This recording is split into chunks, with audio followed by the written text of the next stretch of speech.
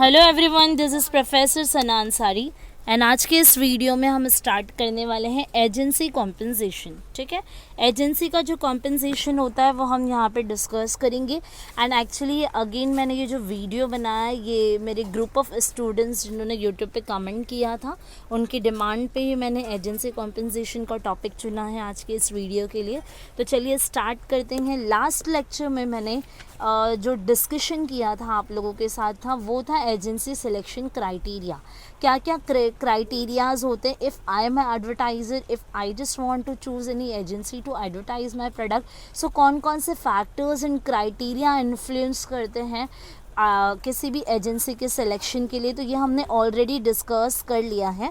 तो आज के इस वीडियो में हम देखने वाले हैं एजेंसी का कॉम्पेंसेशन क्या क्या होता है, कहाँ कहाँ से एजेंसी अर्न करती है और एजेंसी का इनकम कहाँ कहाँ से जनरेट होता है। ठीक है, सो कॉमनली अगर आपने जो भी प्रीवियस वीडियो में डिस्कशन किया उसके बेस्ड पर हम जाएंगे तो मैं बोल सकती हूँ, नॉर्मली मैंने बताया था कि जो एजेंसी होती है वो as a middle man work करती है in between of advertiser and the media. So advertiser जो पे करता होगा एजेंसी को, एड एजेंसी को, तो वो भी उसके लिए कहीं ना कहीं इनकम और फीस होगा। एंड फिर जो मीडिया में जाके एडवर्टीजमेंट करता है उस पर भी 15 to 25% तक का कमीशन एड एजेंसी को मिलता है। सो वो मैं यहाँ पे कमीशन बोल सकती हूँ, कमीशन फ्रॉम मीडिया। ओके, फिर एजेंसी जो चार्जेस करती है फ्रॉम टू इट्स क्लाइंट्स वो भी आप यहाँ पे ऐड कर सकते हैं। फीस चार्ज जो करता है क्लाइंट से वो ऐड कर सकते हैं। कॉस्ट प्लस सिस्टम्स होते हैं, मतलब आउट ऑफ स्कोप जाके जो आप आपके खुद के एक्सपेंसेस करते हैं उसको ऐड करके भी चार्ज किया जाता है to the clients of ad agencies. And then last है बोनस एंड इंसेंटिव्स। ठीक है, सो वन बाय वन यहाँ पर हम डिस्कस कर लेते हैं वन बाय वन। एक्चुअली तो यहाँ पे ज़्यादा पॉइंटर्स नहीं है, काफ़ी ईजी टॉपिक है आज का ये एजेंसी कॉम्पेंसेशन, जिसमें नॉर्मली वी हैव 5 पॉइंटर्स। ठीक है, सो वन बाय वन इसको डिस्कस कर लेते हैं। सो फर्स्ट पॉइंट जो है ये है एजेंसी का कमीशन। अब कोई भी एजेंसी होती है, अगर ट्रेडिशनली कॉन्सेप्ट को हम अगर रीड करेंगे या उसके बारे में डिस्कशन करेंगे, सो एड एजेंसीज को क्या किया जाता, जो परसेंटेज पे किया जाता था ना, वो बिलिंग जो किया जाता था मीडिया को, है ना, मीडिया को जो बिलिंग किया जाता था उसका जो 15% मिलता था ग्रॉस बिलिंग पे। मतलब if I am ad agency, अगर समझो कि मैंने एडवाइज़र से एक एडवर्टाइज़र से जो भी लमसम अमाउंट लिया, उस अमाउंट में से मैं क्या करूँगी, पूरा अमाउंट एड एजेंसी मीडिया को नहीं पे करूँगी। अगर मैंने कोई प्रोडक्ट जो एडवर्टाइज़र ने लॉन्च किया था उसको एडवर्टीज़ किया, उसका एडवर्टीज़मेंट या फिर पूरा फाइनल ऐड कर दिया, मीडिया में प्लेस कर दिया, तो मीडिया को मैं पूरा नहीं देते हुए उसमें से 15% क्या रखूँगी, मेरा कमीशन रखूँगी एड एजेंसी का। So first of all agencies को क्या मिलता है, कमीशन मिलता है। और ट्रेडिशनली अगर हम देखेंगे तो इट वाज ओनली 15%। जितना भी आप मीडिया के द्वारा ऐड को प्लेस करते थे मार्केट में उसका एड एजेंसी को मिलता था 15%। ठीक है, सो या फिर आप 15% का आप एक एग्जाम्पल लेते हैं, एक इलस्ट्रेशन लिखते हैं। जैसे कि समझिए कि ग्रॉस बिलिंग कितना है जो मीडिया को एजेंसी ने किया है, दैट इज़ एडवर्टाइज़र है एक, अगर person A is a advertiser, person B मैं हूँ और पर्सन सी है आपका मीडिया। ठीक है, अब पर्सन बी मतलब एड एजेंसी ने क्या किया, एडवर्टाइज़र से 1 लाख रुपीज़ लिए प्रोडक्ट को ऐड दिखाने में मीडिया में। अब मैंने समझिए कि टीवी को चूज़ किया कि मैं टीवी के द्वारा ऐड दिखाऊंगी मेरे पर्सन ए का। अब पर्सन ए ने मुझे 1 लाख रुपए दिए, बट मैं मीडिया को यानी पर्सन सी को पूरा 1 लाख ना देते हुए 85,000 रुपीज़ दूंगी and remaining 15,000 rupees will be my commission if I am ad agency. तो एड एजेंसी को इस तरीके से कमीशन मिलता है, मतलब एड एजेंसी का एक टाइप होता है मीडिया के साथ जिसमें से वो एडवर्टाइज़र से लिया हुआ अमाउंट का कुछ पार्ट अपने लिए सेव करता है, that is called as commission of the ad agency.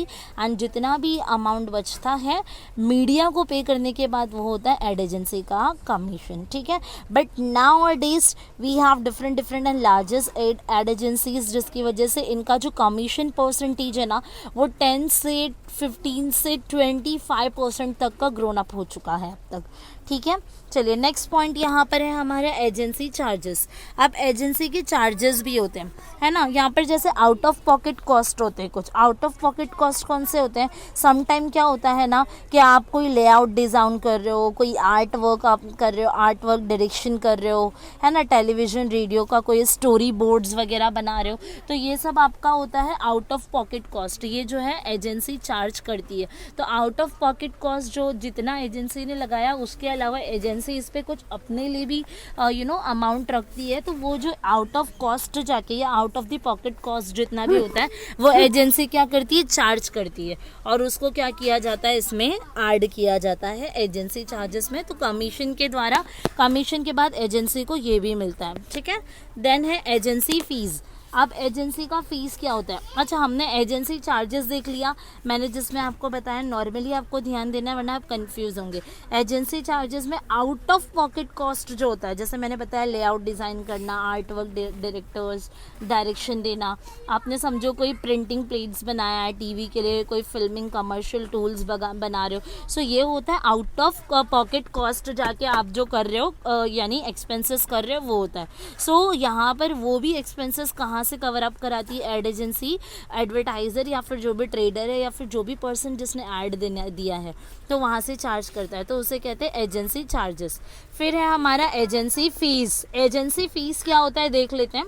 अब एजेंसी का कमीशन है ना, फ़ीस जो चार्ज करती है ना कमीशन, वो भी होता है, मतलब जो भी फ़ीस चार्ज करती है एजेंसी वो क्या होता है, इस एजेंसी का इनकम होता है। So we can directly say agency income is also derived from the fees it charge. Agency income जितना भी फीस चार्ज करती है अपने लिए, इफ़ अब मेरा अगर कोई एड एजेंसी है, मैं किसी भी क्लाइंट से जितना भी अमाउंट चार्ज कर रही हूँ एज अ फीस, वो भी मेरे इनकम का पार्ट है। जैसे commission is the part of the income of the ad agency, and फिर हमने जो एजेंसी चार्ज करती है आउट ऑफ कॉस्ट पॉकेट्स का, ठीक है, वो भी क्या होता है, एजेंसी का इनकम का पार्ट होता है। तो उसी तरीके से एजेंसी जो फीस चार्ज करती है अपनी सर्विसेज का, वो भी क्या होता है, एजेंसी के इनकम का पार्ट होता है, ठीक है।